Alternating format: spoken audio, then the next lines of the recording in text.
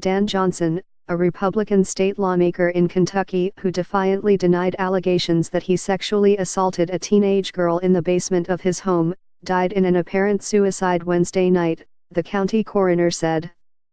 He was 57.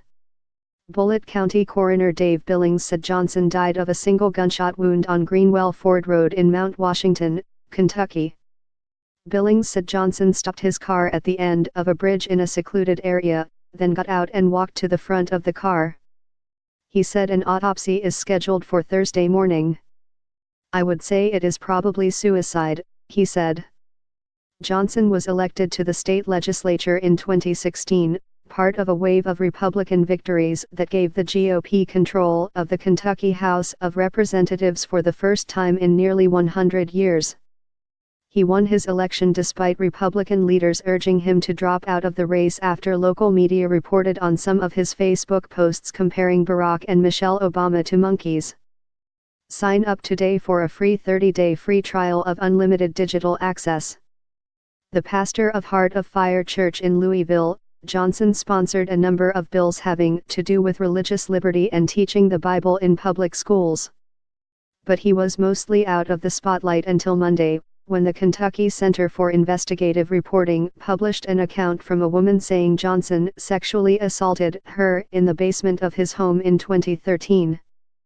At the time, the woman told police, who investigated the incident but closed the case and did not file charges. On Tuesday, Johnson held a news conference in the pulpit of his church, which he began by leading friends and family in singing a portion of the Christmas carol "O Come All Ye Faithful." He said the allegations against him were totally false and said they were part of a nationwide strategy of defeating conservative Republicans. He referenced Republican Alabama U.S. Senate candidate Roy Moore, who faces accusations of sexual misconduct from multiple women.